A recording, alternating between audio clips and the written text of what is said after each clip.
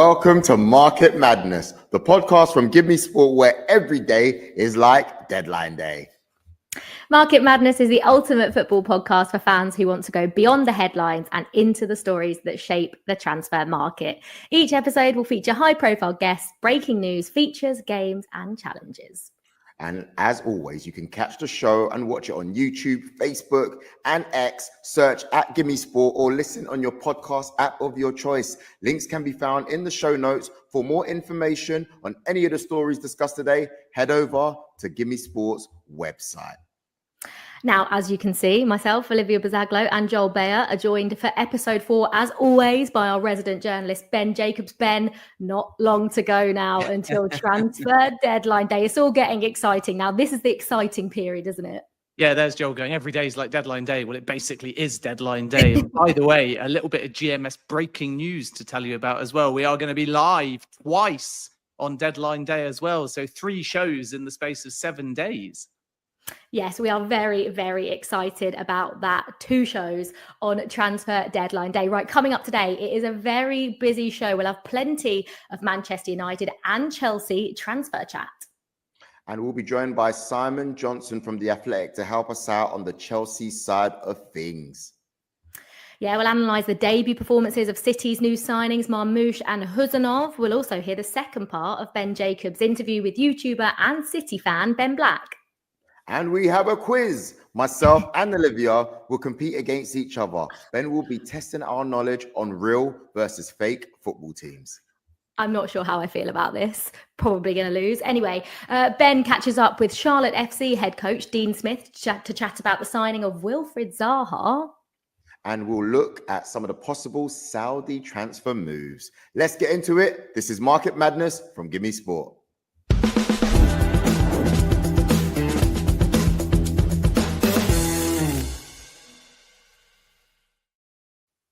Right, before we actually get into the main show, if you have been listening, obviously we're on episode 4, we've been setting Ben a live question challenge for each episode of the podcast. Now, today is no different. And today's question, Ben, is, will Evan Ferguson leave Brighton this transfer window? We will check in with you at the end of the show. I'm on it. Now, let's look at our top story. Could Garnacho be leaving United this January? We know that any sale of an academy graduate is good for the books, but surely United wouldn't want to let him go to Chelsea. Like, what have you got for us, Ben? Why are they doing this, potentially?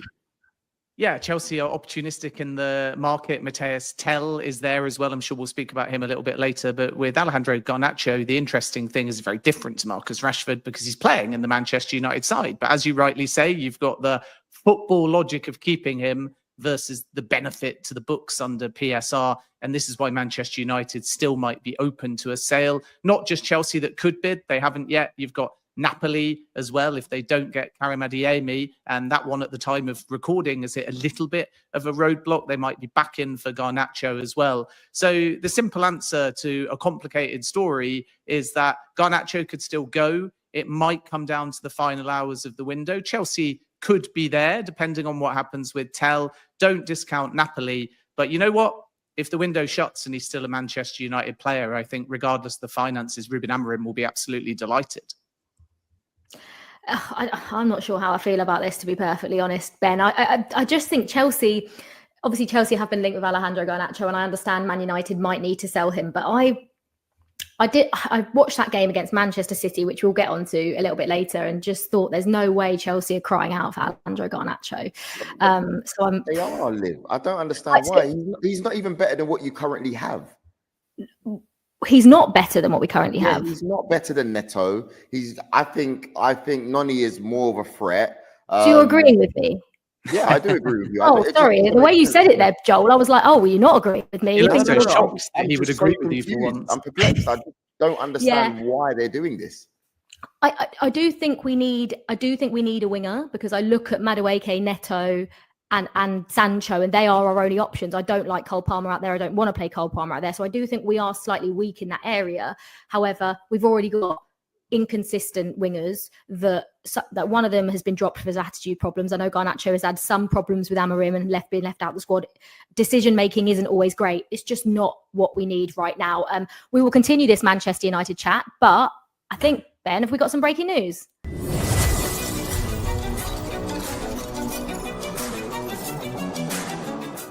It's another Manchester United story as well. Patrick Dorgu on his way to Manchester to undergo a medical. Full agreement reached between Lecce and Manchester United. Third time lucky for Manchester United. 2 offers rejected. The final one is just north of 35 million euros. Lecce originally wanted 40, but now there is an agreement. It's in part driven as well by how hard the player was pushing to join Manchester United.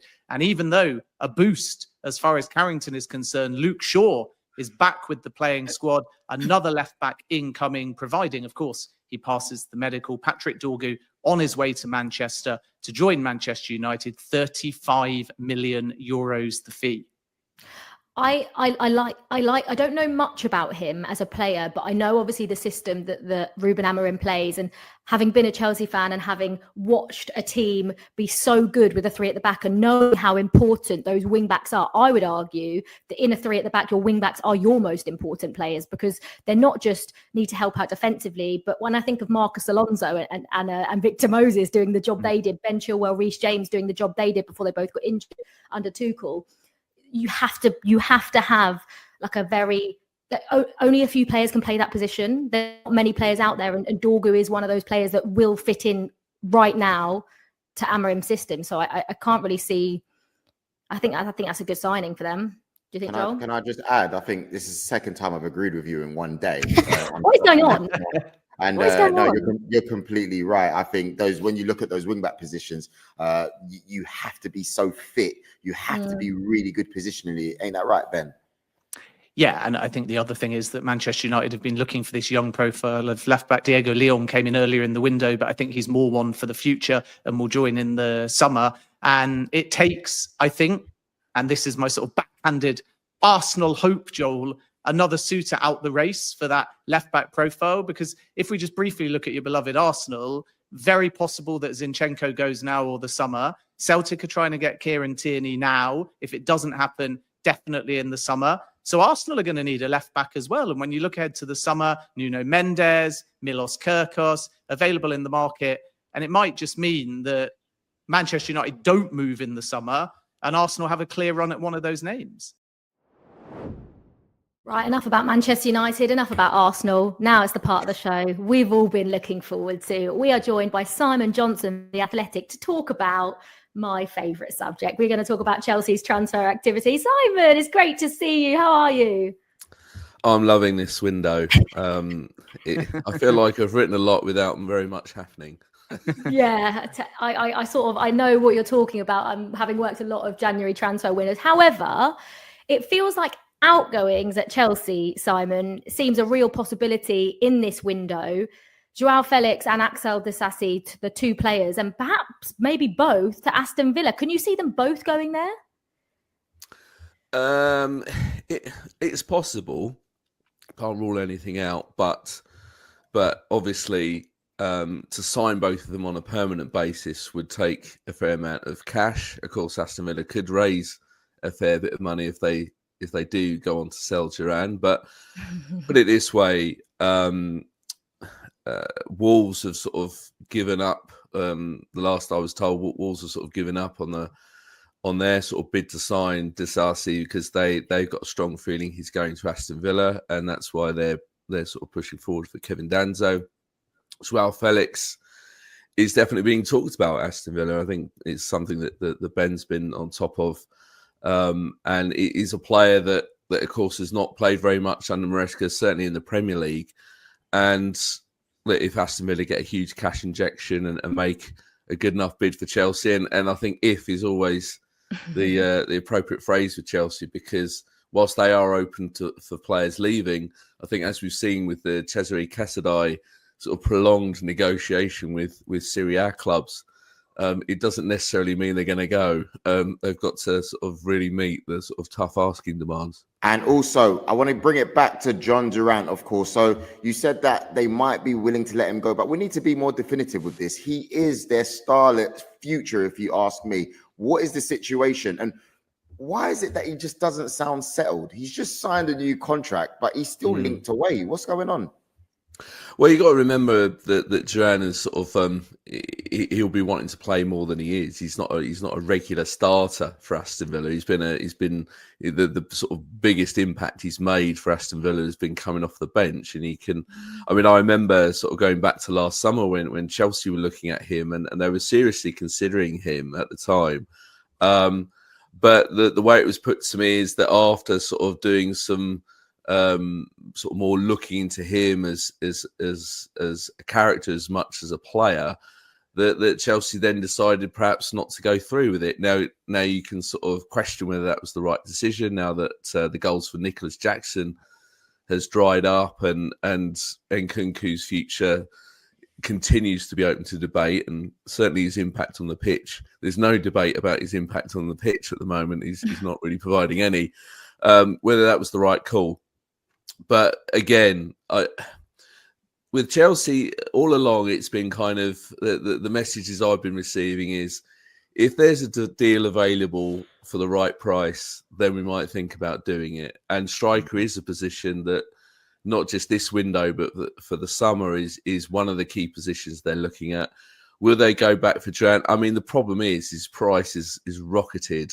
I was going to say, what is it now? Rocketed since the summer. Well, I mean, there's been all kinds of talk of sort of up to sort of 80 million. I mean, it's crazy money, which would leave Chelsea with a bit of egg on their face if they decide to go through it. But if the clubs are negotiating or having conversations over Joao Felix and Disasi, then you can't rule out a sort of, so what is the Duran situation? But I'm not entirely convinced they're going to be pushing for him over the next few days. I think Simon, two questions for you. I know that Liv's got the big one about Nkunku, but I'm going to ask you a more boring one in a minute. But first of all, I just have to confirm, because I know the viewers want to know this first.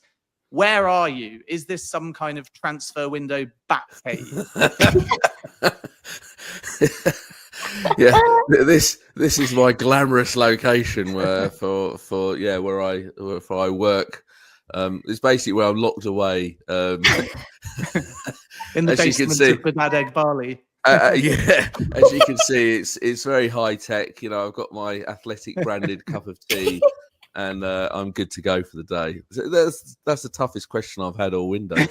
Well, you answered it very well. So the boring kind of question I have surrounds almost international loans in Chelsea, because we hear, for example, about Chukwuemeka could go on loan, Juventus, there's Premier League interest. You reported first that if, for example, Caleb Wiley was recalled, he could even go to Strasbourg.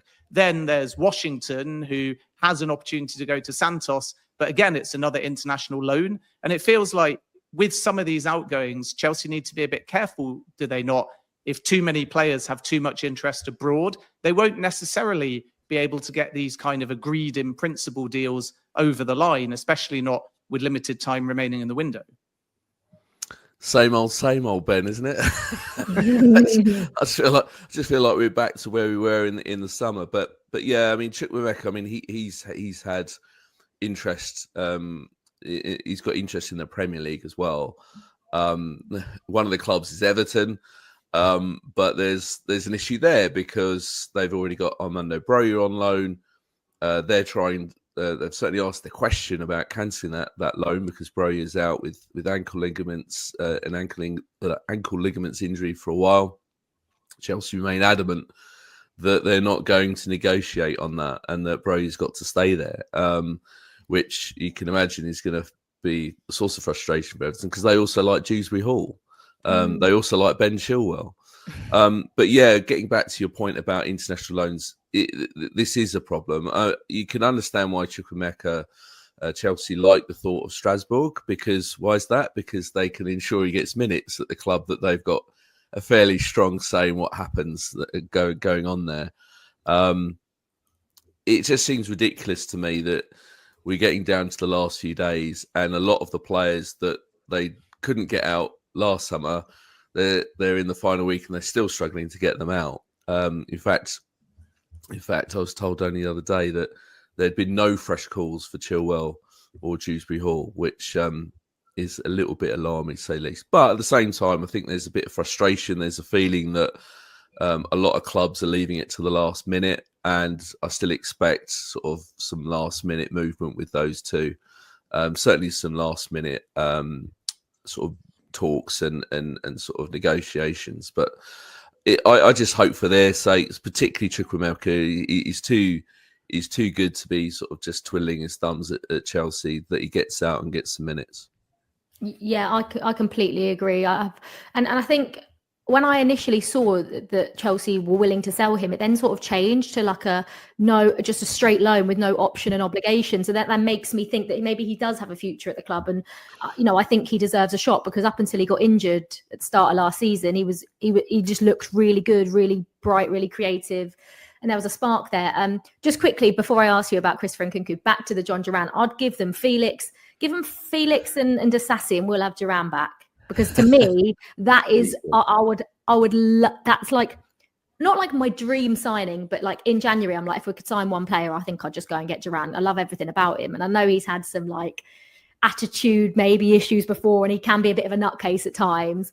I don't know. I like that at Chelsea. I don't think Chelsea have enough of those players. We've got Marc Cucurella, but I think John Duran could add a little something else other than just the goals. Now, someone who's not providing goals, Simon, is Christopher Nkunku. Actually, having said that, he is. I think he still might be our top scorer, but in Conference League, to me, doesn't really count that much. No disrespect to that competition. It just feels like now is the right time for club and player to part. We're doing nothing for his career. He's doing nothing for us in terms of on the pitch. And I think it would just benefit everyone now if he was to leave, which makes me sad, because those glimpses in pre-season we had were very exciting with Nicholas Jackson, but it just hasn't worked out. I don't think he's a number 9, and I just think he clearly doesn't fit in this Enzo Maresca system. I don't. Harsh. You're being a little bit harsh, I reckon. Have you watched him every week, Joel? Because if you've watched him every week, I don't think you're saying I'm harsh. He misses chances, but when you see what he does, but he causes so much havoc. Right. But he didn't. Coming on against City, we looked like no threat. There was no one running in behind. He's not a number 9. That's my issue. I think if you want to... Okay. I think if he played in his actual position, I think we'd have... Left. Chelsea looked like they were down to 10 men after he came on Saturday. But you know what? There's been a few games like that when you guys play against City and certain players disappear. I mean, could we not talk about Cole Palmer disappearing in big games? We can go down any route. I think Cole Palmer's done it consistently for the last season and a half, Joel. And Nkunku's had 1 or 2 moments. And when he's come on and he needs to affect games, you've seen John Duran can do that.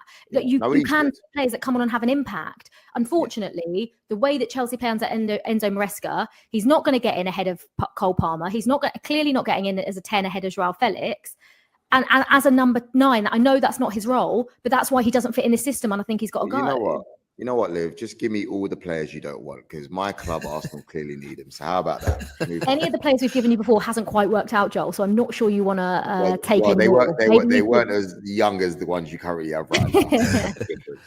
Well, let me just explain on the Nkunku situation that the biggest obstacle that he faces, I think, is he's letting it known by his body language, nothing else, that he wants to leave and he's ready to leave. And I totally understand why.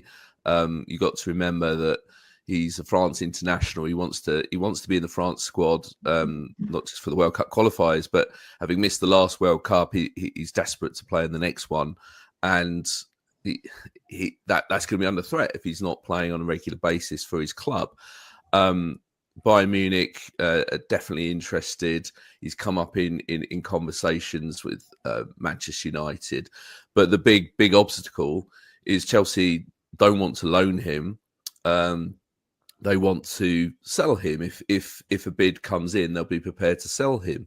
But their asking price, we're talking 65-70 million pounds. That is a huge amount of money. Manchester United, for example, don't exactly have that kind of money. That's why we're talking about you're sort of hearing noises about Garnacho and could there be some kind of negotiation there?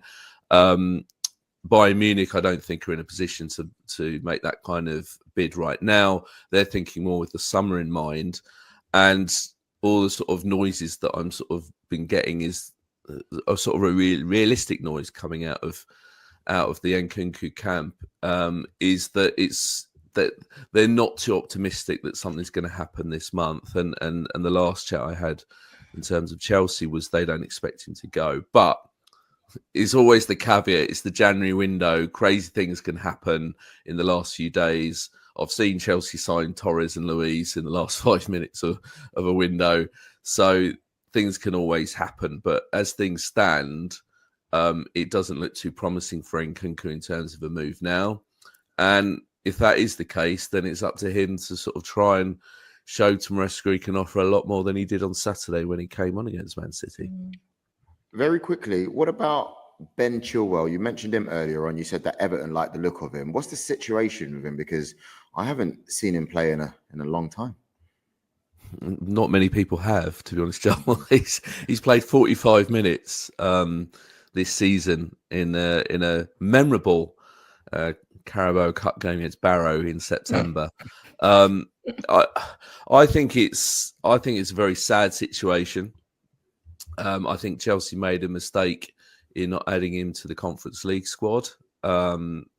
Sort of like, because obviously they had to name it before the last window officially closed. But perhaps some forward planning needed there, because it could have given Chilwell some more minutes in what has been a comfortable stroll for Chelsea in the group phase. But yeah, in terms of his situation, it's as I said just about a few minutes ago, there's been no fresh calls for him as yet. Everton like him, but I think they also like Chukwuemeka and Dewsbury Hall, so they can only pick one, and even then, as I said, Broja's loan is going to have to be cancelled. I'm not sort of seeing someone buying him. At best, he'll get a loan, and that would mean Chelsea having to heavily subsidise his wages, one would imagine, because Chilwell is one of the highest paid players at Chelsea. But if you're an interested club, you're going to be looking at his lack of football, as you mentioned, Joel, and his injury record, and sort of think, well, we're not prepared to pay his salary in full. But again, sort of sounding like I'm repeating myself, it is like a similar situation with Chukwuemeka. I just hope he gets out. It's ridiculous that a player that's an England international, 27, 28, a very good player when fit, is in this situation where he's not even close to getting a game of football, because Maresca made it very clear last summer that he's not part of his thinking. He told him to leave to go out and get first team football, and here we are in sort of the last few days of January, and his situation is looking as bad as it did at the end of the last summer window. It's just even more baffling to me now that we've let Vega go out on loan, and now our only available left back is Marc Cucurella, and if he gets injured, then what? You've got Gusto playing, and then you've got Reece James's injury record. It just is baffling to me. Anyway, Simon, just quickly, there's been two names flying around this transfer window. Out of Tell and Garnacho, who are Chelsea more interested in, do you think? This could come back to bite me, but I'm getting the feeling that it's Garnacho. Tell.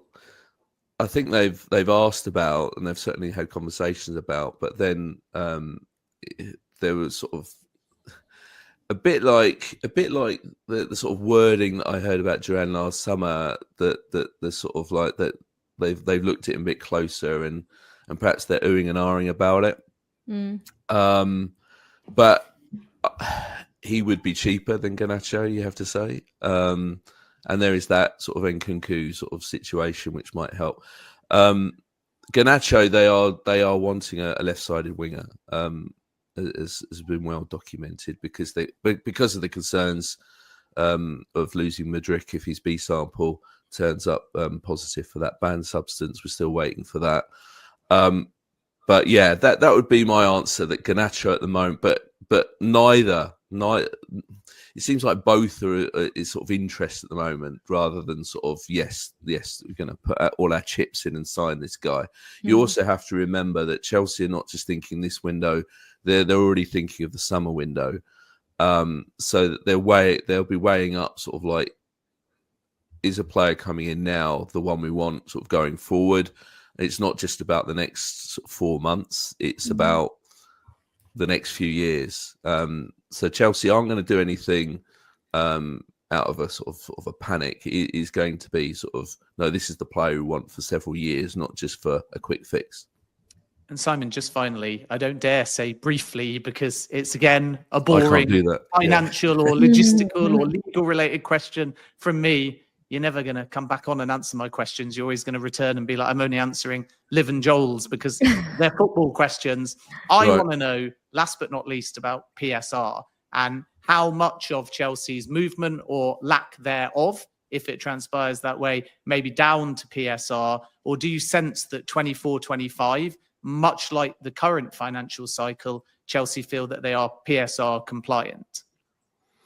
All the noises I've sort of heard and been told for a long time is that Chelsea are very sort of confident in their position, in their financial position, and that's going forward. Now you can only sort of take their word for that. Of course, we've had some interesting sort of ways of coping with PSR in the past, like selling hotels to themselves, essentially.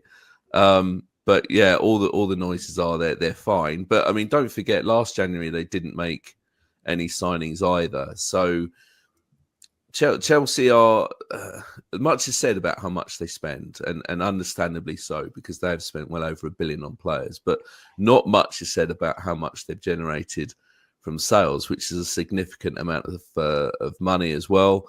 And a lot of that, somewhat controversially at times, quite a bit of it has been raised by selling of homegrown talent, which counts as straight profit, unlike if you sell a sort of a trying to think of a better phrase for it, but sort of like someone not from your academy. But Simon, I'm so annoyed you've said that, because now Liv is going to start using that in arguments to defend her team. But go on, carry on.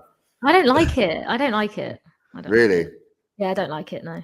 Well, I mean, no club has been busier ins and outs than Chelsea. Trust me, don't I know it? Than Chelsea, they certainly keep you busy. And as the January window has shown, that there is a lot about outgoings as much as incomings. But yeah, no, I think financially, then I think all we can say is that I think they're fine at the moment. We're still waiting for their football, their financial accounts to be released. But of course, it was announced that all clubs have passed PSR for the last financial year. So Chelsea obviously are one of those. But they're not going to just sort of spend. Their business model is about sales as well, and they definitely have sort of a lot of income that they can generate from these guys if they can get them off the books. The issue is that it does seem that a lot of the players are just for loan. So going back to Liv's point about Chukwuemeka, and I mean, he's got a release clause of £40 million. Now, who's going to pay that realistically, given the lack of football he's had over the last 2 seasons for one reason or another? That's why it's more likely he's going to go out on loan. Hopefully he gets the minutes, and then suddenly people see what he can do on the pitch and go, actually, I remember that guy is quite good. I am willing to pay. I still don't think anyone will pay 40 million, but I can still see someone sort of committing a fair amount of sums for him, and that goes straight into the books and helps them fund for the next guy. Well, I want to say thank you, Simon, for that. That was absolutely brilliant. Please make sure to follow Simon on X at @SJohnsonSport for more updates, or across the athletics platforms. This is Market Madness from GiveMeSport. But before we move on, I know there is some breaking news. Please, Ben, can you talk to us?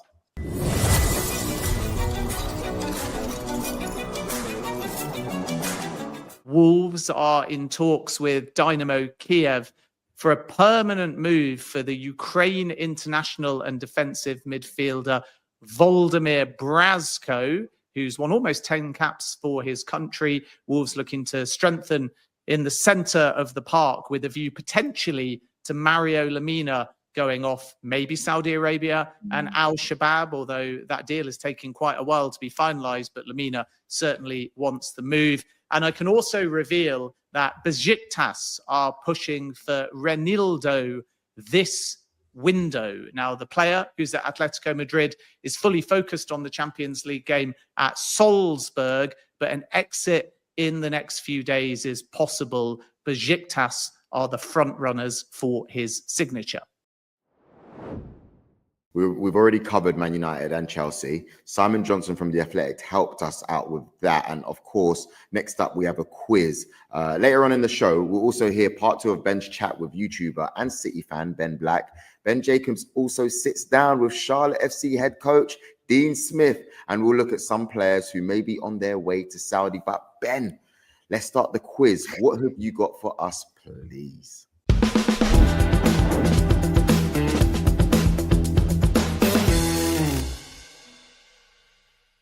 Yes, in addition to breaking news, I am told I must be quizmaster as well. Of course, I am doubling my rate as a consequence, just flagging that to the Market Madness team. But no, this is a little quiz, and it's actually inspired, Olivia, by your surprise news a couple of weeks ago. I remember that you were talking about the charity work that the Strongest FC do in Bolivia. And I just thought, Strongest FC, that name cannot be real. So then I went on Google and I realized that Bolivia has Always Ready and Blooming FC. So then producer Nick called me the other night and he said, okay, we're going to take some real and fake football team names and I'm going to put 5 of them to you. And all you've got to do is say true or false. Are they real team names or are they fake? But there is a slight twist. If in your answer you can say real in the case of them being genuine and you can name the country, then you get a bonus point. I'm going to be so bad at this. I'm going to be so bad at this. And the other You've got to try though, right? You've got to try. Guessing game. 50-50 chance. 50-50 chance. I will get them all wrong. Before we get going, is that a bit like rock, paper, scissors, I suppose. You both just have to shout it out at the same time. So you're each answering the same question. Your answer may be the same, but you got to give it instantly. You can't be waiting for the other one. Are we going to have like a, Ben, I think you've got to go a 3, 2, 1 go. Because otherwise me and Joel aren't going to know. I think we've got to, I think that's how we should do it. Ben, you take full charge and we'll follow your lead. This is why you're the presenter and I'm not, because you understand how to execute these shows, whereas I just would have waited. There would have been a horrible silence. You'd have looked at each other and one of you would have cheated off the other one, I am sure. So I think we can get underway. Here we go. Question number 1. FC Santa Claus. 3, 2, 1. Fake. Real. And the answer is real. I did think this. I've got no idea. Are they Norwegian or something? No, no way. I've definitely heard of them before. Like that. I've definitely heard Santa in the name. So I mean, Claus would have just been. But you're not far off though in terms of territory. Do you know what? I know I didn't say this in the rules, but Joel, you got it wrong. So Olivia's 1-0 up. I'm going to give you a free hit guess at the country to make it 1-1. Well, because you've given him a clue now. It's going to be one of the Nordic countries, then, the way you made it sound. So I'm not I say happy about Denmark. This. Incorrect. They are a Finnish football team based near the Arctic Circle. FC Santa Claus from Finland. So 1-0 to Liv. Question number 2. Your team name is Galaxy Dreamers FC in 3, 2, 1. Real. All right, 5 hours later, Joel. You had like an open goal to equalise, and the answer is fake. All right. So it stays at 1-0 to Liv. Question number 3 of 5. The team name is no FC, no sports club, nothing after this name, just miscellaneous. 3, 2, 1. Fake. Joel, man, come on. You've got to be taking more risk in all of this. It is a real club. But once again, and you can both shout out, first one can have a guess, but you can both have an opportunity here to get a point, even though you were wrong with miscellaneous. It's a real team. Where do you think it's based? Italy. Poland. I don't know. I don't know. I'm just laughing that Joel might think Serie A, Serie B has a random Italian team called Miscellaneous. Where They're are in they from? Botswana. Oh my God. I was going to get that one. That was your second choice. Yeah, make him easy for us, Ben. Why don't you? Yeah.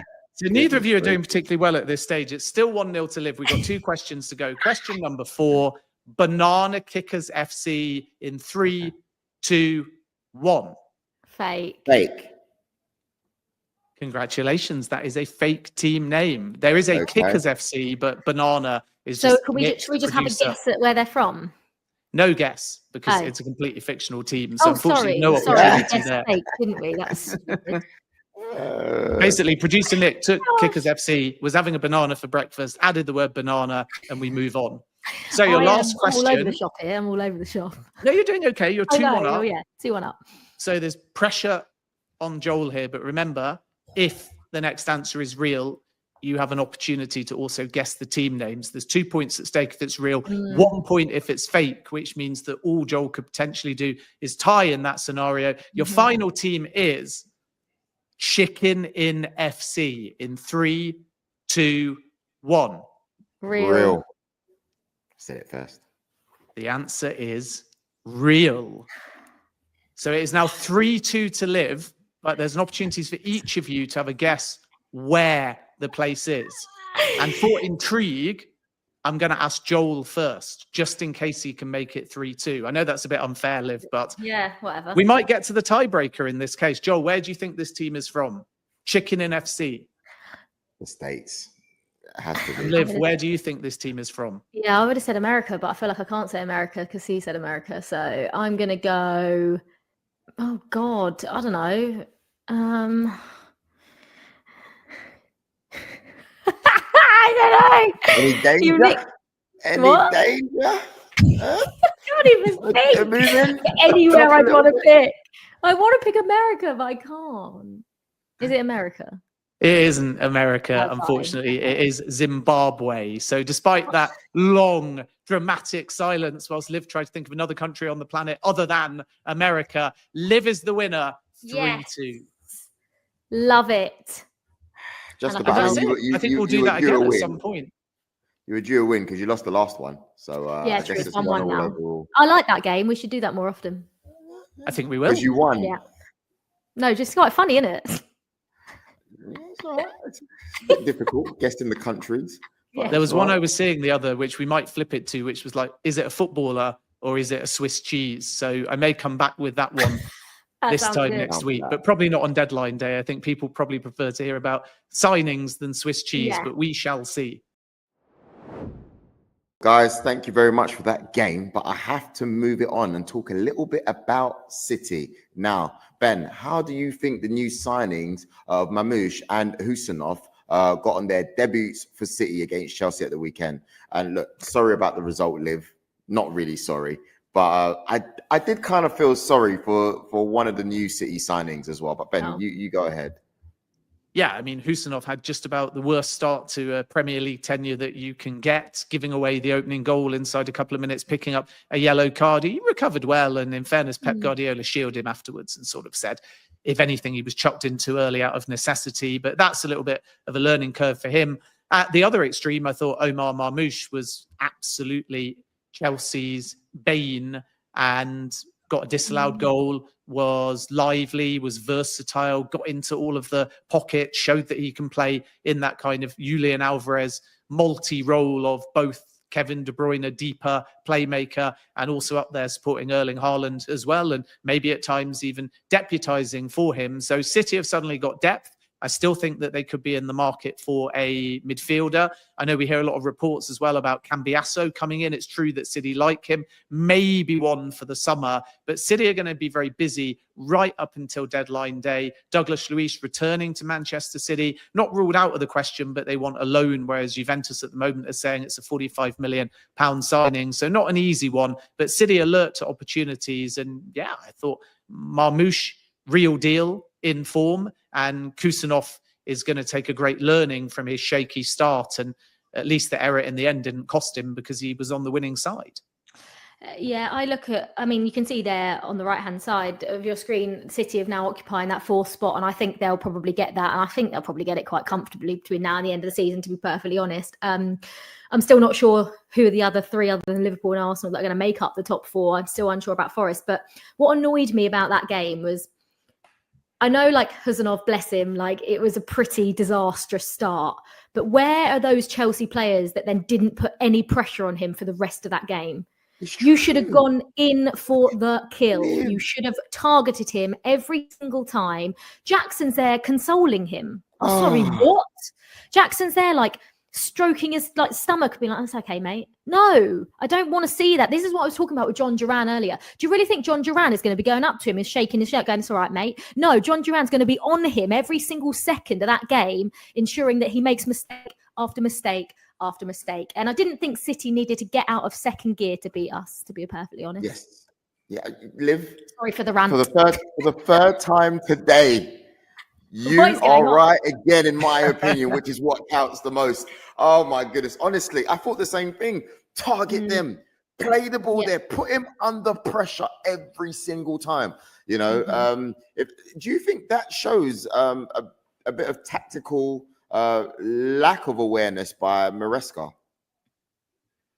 Because Jose, you know what Jose would do. Yeah, maybe. I don't know. I also think it's down to the player as well to know that the players that are around, like, not even just Jackson, but obviously Jackson is the main player that you would think, but we didn't target him at all. And no one, I'd have put bloody Cole Palmer on him is what I'd have done. I'd have put Cole Palmer on him and gone, "You deal with that. Give me the ball and put me up against him." And I think it just showed an inexperience from this whole team that we know is there quite clearly to see. Perhaps an inexperience on Maresca's side as well, but we know again that's maybe they're following plans, Liv. Maybe they're following plans. This is what I'm saying. Maybe they're following the game plan that's been told. I mean, you don't know. I agree think with you, though. But, yeah, I think as for City, I think they were there for the taking against PSG. That's how you play against Man City. And I just thought Chelsea played into their hands. Again, when Jackson came off, didn't look a threat. Too easy, going man for man, playing a high line. Your goalkeeper making the mistakes he is. And I just thought it feels like now we might have kickstarted City's season. But it is what it is. And I expect, they've had a good transfer window as well, City. They've targeted positions that they needed to strengthen. I still think the midfield is a big one, but it wouldn't maybe surprise me if they waited until the summer for that, because obviously it is basically to replace Rodri, and that is not easy to do. For more info on any of the stories discussed today, you can head over to GiveMeSport's website. Now, sticking with Manchester City, because we're going to hear the second part of Ben Jacobs' interview with YouTuber and City fan Ben Black. Now, if you missed part 1 last week, then you know what to do. Go and have a listen to that. Ben starts this chat by telling us who his favourite Manchester City player is. Let's take a look.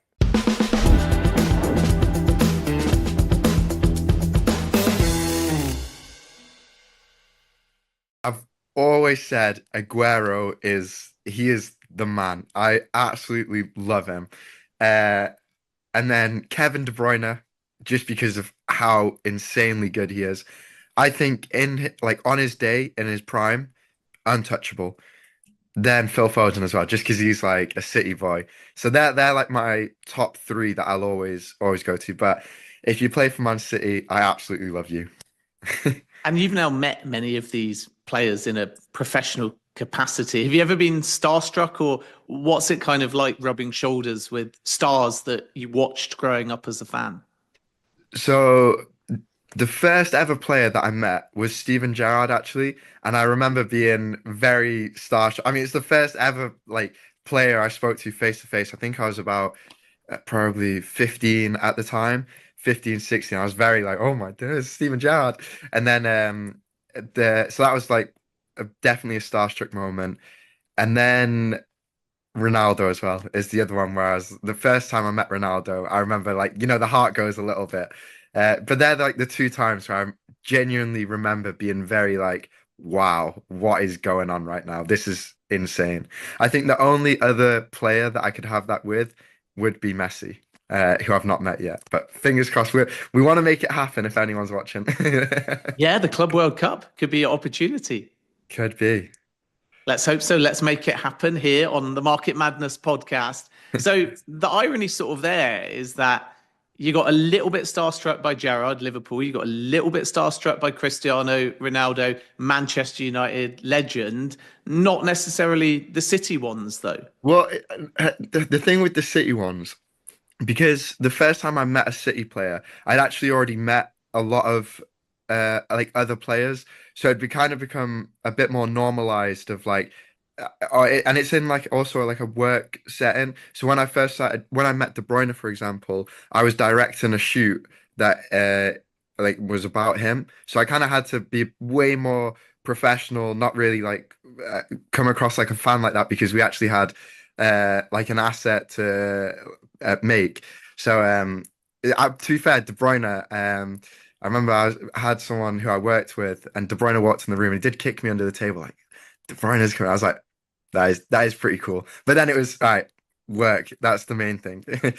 You're far too humble to admit this, I know. But when you're dealing with these big name footballers or in front of live audience, you're kind of the star billing because you've got such a huge global audience. How do you handle that attention? No, there's definitely a difference. Like, you know, I think being a footballer is a next level. That's like something else. I have a lot of people watching the videos. Like if I go to a game, people will come up, show a lot of love, which is like really nice. I enjoy it. If you're taking time out of your day to watch like one of my videos, I appreciate that massively. And should like reciprocate that. Like I'll take my time out my day, ask you about where are you from, what team do you support? If I'm at a game, ask them their thoughts about the game and stuff like that. That's the way that I try and think about it. And let's speak about Pep Guardiola as well. He recently signed a new deal at Manchester City. Is that somebody that you've met? I've never met Pep, but he's the type of guy I would love to go and have a meal with. He is like he's so dedicated. Like there's a lot of qualities to like about that man.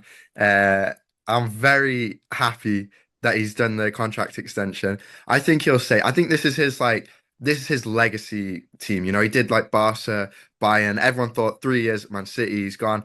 I think he's realized this is where I make my statement in football. And he's done that. He turned the Premier League. He did something in the Premier League no one thought could happen, winning it so many times like that.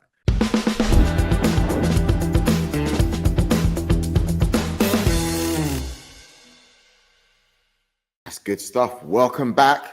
But hang on a minute. We have to go straight onto breaking news.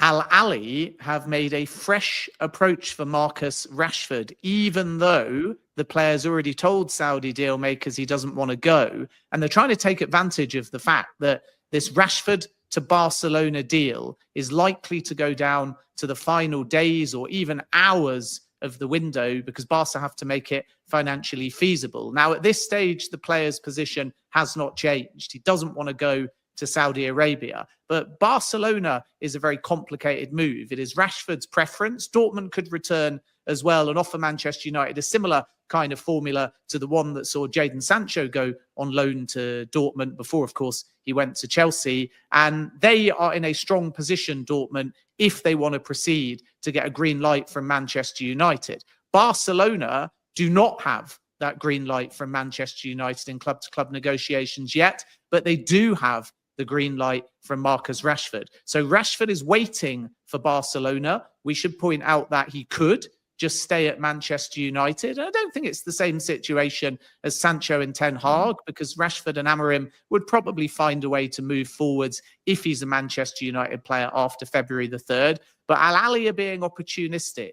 They now have put a fresh proposal on the table despite a rejection earlier in the window, just in case Rashford has changed his mind. So Barcelona is where the player wants to go to. Al Ahly being opportunistic, and we shouldn't rule out Rashford just staying at Manchester United because it's complicated to get Rashford over to Spain. But Saudi, and I know we're going to talk about them later, are making big moves in the final days of this window. Yes, they are. Right. Thanks for that, Ben. Remember, for more info on anything we've discussed here on Market Madness, you can head to GiveMeSport.com. There's so much more over there as well. Right. Let's move on, because our very own Ben caught up with Chatlotte FC head coach Dean Smith to chat about his new signing, Wilfried Zaha. Let's have a look. Dean, congratulations on the signing of Wilfried Zaha. Tell me first how this deal came about. Really pleased that we've managed to get the deal over the line. A lot of hard work has gone into that from both sides, our side and Wilf's side. And, Zoran's done brilliant to get this over the line. I'm really looking forward to, been working with him for the last few days now. And, I think it's an excellent addition for us, first of all, as a club. But you can tell that the locker room itself has just, taken notice a little bit that, we've signed a big player. Just talk a little bit about how Zaha fits into your team in terms of his playing attributes. First and foremost, quality.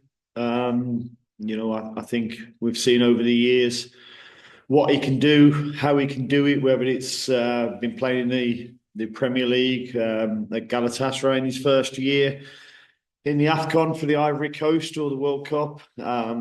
He's got a repertoire of skills. He's strong mentally, but he's got a really good technique and understands the game, and he can score and he can create and he can win lots and lots of penalties as well. Did Zaha need some convincing to move to MLS? What was the pitch process like, and how involved were you in it? I never like to bring players in unless I've met them or spoken to them. And, he was in London at the time. I went to speak to him. We had a good chat. I mean, my teams have played against his teams before. And, he's always one that you earmarked that could be a game changer for Palace at the time. I wanted to get a feel of, where his hunger was and what he wanted to do. And likewise, he'll have been getting a feel from me about what I wanted from him, the standard it's going to be, and how he would fit in. And I think we both left that meeting in London really pleased with what we'd experienced and what we'd spoken about. Give me a bit of insight as to what kind of headspace he's in, because it has been a very difficult series of moves for him to Galatasaray and to Lyon as well. Yeah, I mean, he had a good first season at Galatasaray. I think he scored 10 and created 8. And did they not win the league the first year? I think they did. And then he wasn't in the team so much. He's just had a pretty unsuccessful spell, I think, at Lyon. And he's coming here to enjoy his football. And what I've seen from him in the training sessions so far is somebody who wants to, enjoy his football, but be successful at it as well. He's got a winning mentality. That's what we partially why we wanted to bring him in as well as his quality. And he will certainly push the ceiling of training, push the standards of training, and the expectations of what he wants from his teammates as well. And it helps when it's not just one or two voices. Ashley Westwood, Adil Malanda, there's other voices now who are going to push the standard of training. Does this feel like another flagship MLS window across the board? Of course, when Messi arrives, that's one example, but you've landed Zaha. Atlanta might be about to break the MLS record with the signing of Latte Lath. Are you noticing a higher caliber of players across the board attracted to MLS? Yes, I am. And, they're not. It's not what everybody probably in the UK would see as a retirement league. If Atlanta are going to make signings like that for younger players, it just shows you how much the MLS has come on. I believe the league has come on leaps and bounds over a short period of time, and I think it will continue to grow now.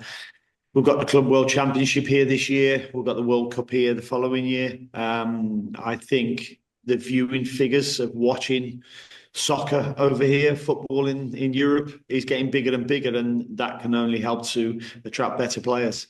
And the last time we spoke over the summer, you let slip that you texted Jamie Vardy to see if he'd be interested in a move to the MLS. Have you dropped him another text with a view to 2025?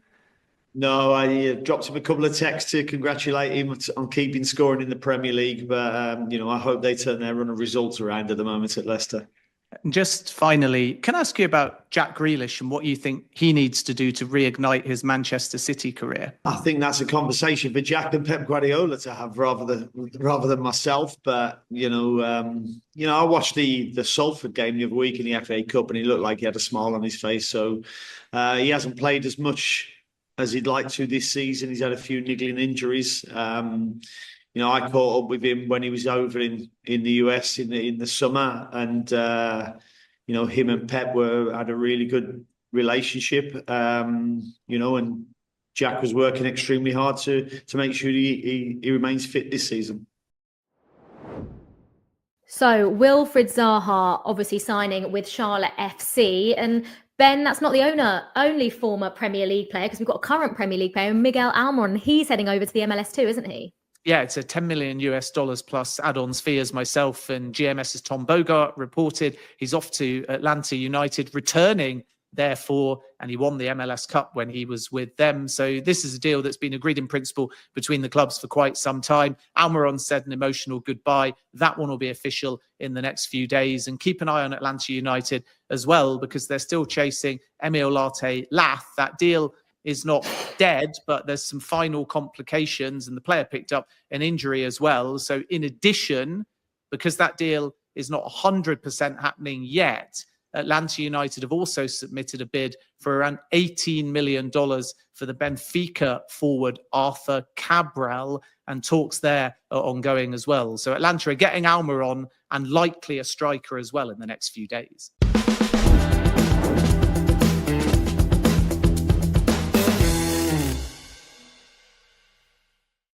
Perfect. Right, let's move on to the final part of the show then. And Ben, you sort of teased it earlier. Let's chat Saudi. And there is only one place to start, isn't there? And that is that Neymar has left Al Hilal for his boyhood club, Santos. Now, this is just to make producer Nick happy. Now, Neymar wasn't actually Santos's number one choice. Of course, if you want a striker better than Neymar, you'd go to Sheffield Wednesday. Wouldn't you, Ben? Please explain. You would. So, effectively, Josh Windass was the number one target. And I know that sounds slightly odd, but the manager of Santos is Pedro Caixinha, who was at Rangers and had Windass there. So about 2 weeks ago, before it was apparent that Neymar could terminate his contract at Al Hilal, they tried for Josh Windass. Sheffield Wednesday said no. So they went, all right, we'll go and sign Neymar. Neymar has terminated his contract with Al Hilal.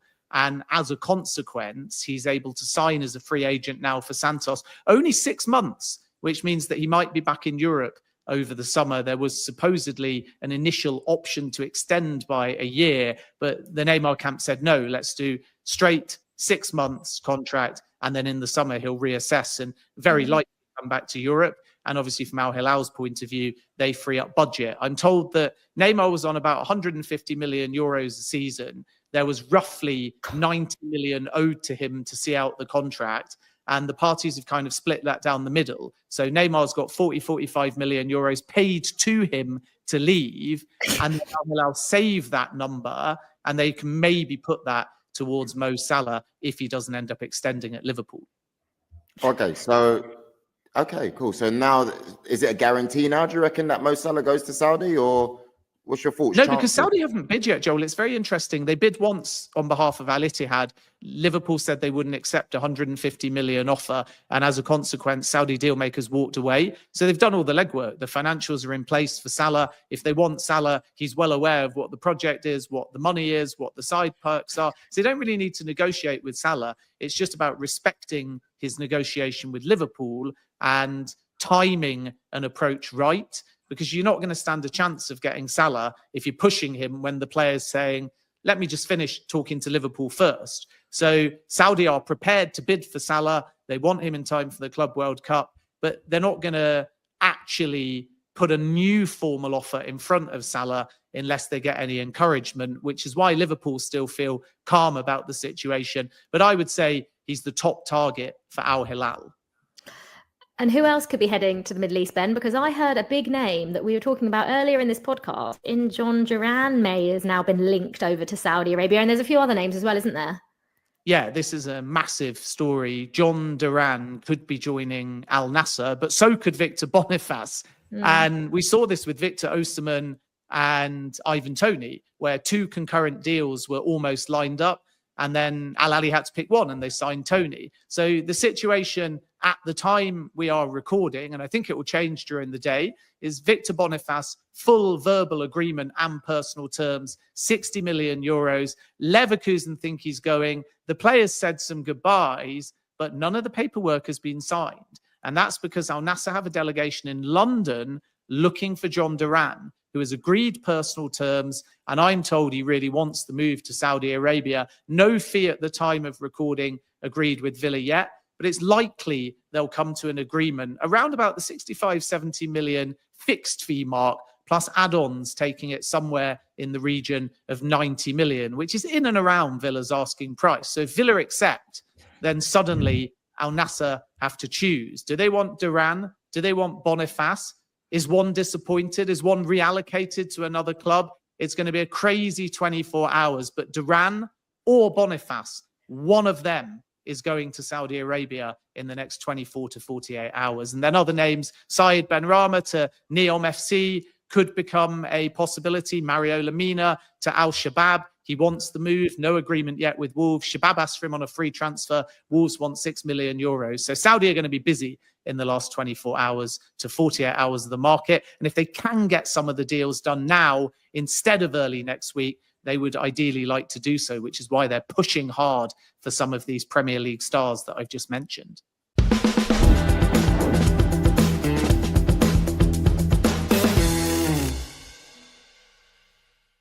It's time to finish the show with Ben's question challenge. To remind the listeners and viewers, we asked Ben to find out, will Evan Ferguson leave Brighton this window? Ben? Yeah, the answer is yes. And Brighton prefer a loan to a permanent sale, which makes it very difficult for Arsenal. Arsenal can't loan the player because they've got Neto and Raheem Sterling, the maximum 2 Premier League loans, and they can't send either of those back. There's no recall clause active as it stands. So then you have Leverkusen, who I'm told are actually the front runners. It's looking more likely that Evan Ferguson might go abroad. You've got Everton, but the player doesn't favour that move.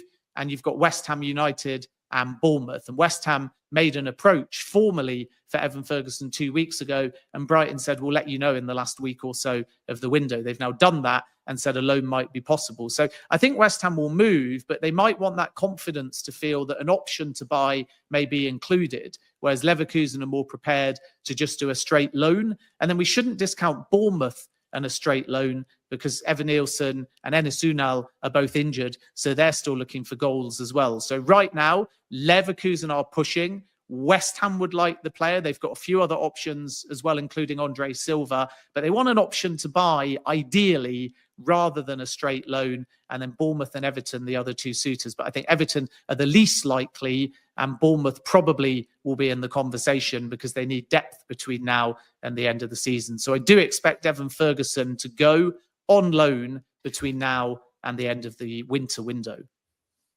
And if he goes to Bournemouth, he wouldn't even have to move house, would he? Right. Thank you so much for tuning into the show. We'll catch you next week when we'll be live for not 1, but 2 transfer deadline day special episodes. Monday, the 3rd of Feb at midday UK time and 5:30 p.m. UK time as well. As usual, we'll be talking about the biggest football transfer stories with top guests. I'm sure there will be so much to talk about on transfer deadline day, as there usually is. You can watch us live on YouTube, X, and Facebook. All you have to do is search at GiveMeSport, or you can listen on your podcast app of choice. The links are in the description. For more info on any of the stories we've discussed and so much more, you can head to GiveMeSport.com. We'll see you next time. Bye-bye.